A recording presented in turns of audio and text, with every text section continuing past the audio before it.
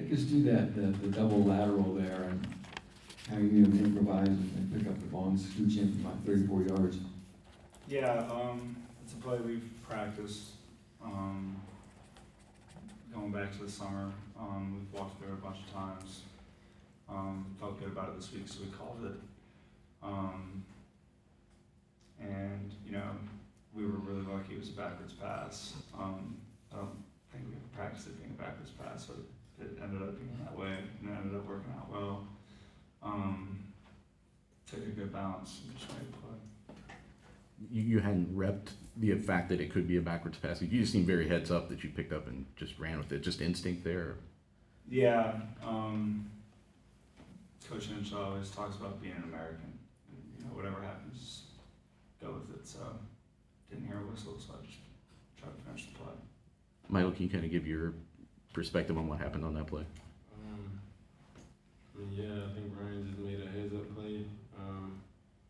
Usually in that situation, I don't really think too much because I got the defense running at me.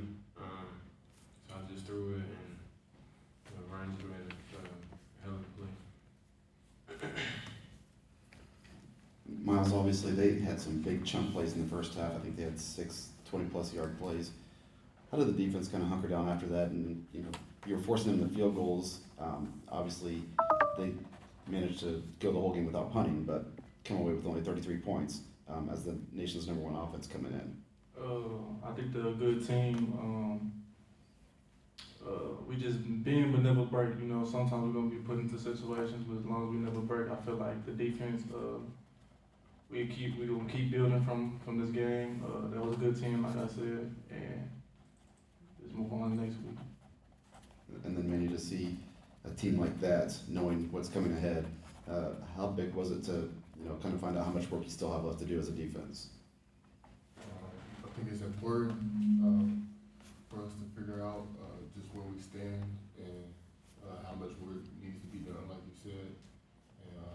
And it just helps us to know that what type of work we got to put in to win for real. And it shows us that it comes down to executing and maybe hiding our emphasis on while we're practicing throughout the week. And we're just gonna look to get better and fix it.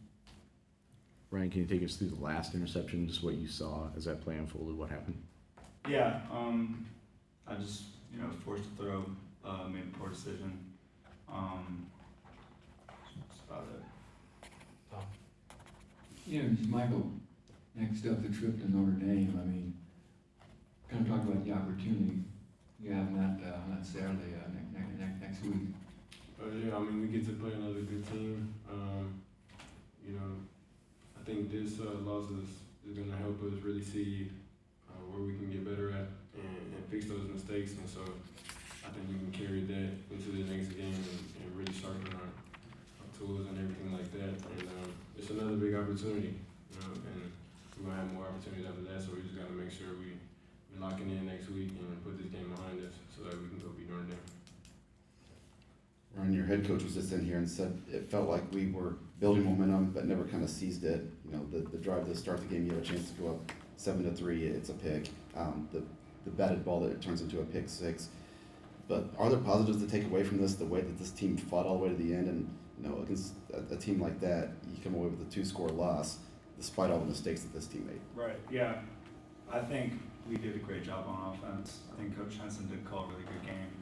And we felt confident the whole game that we can move the ball, and we did.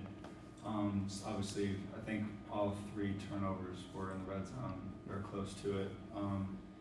Obviously, you can't turn the ball over.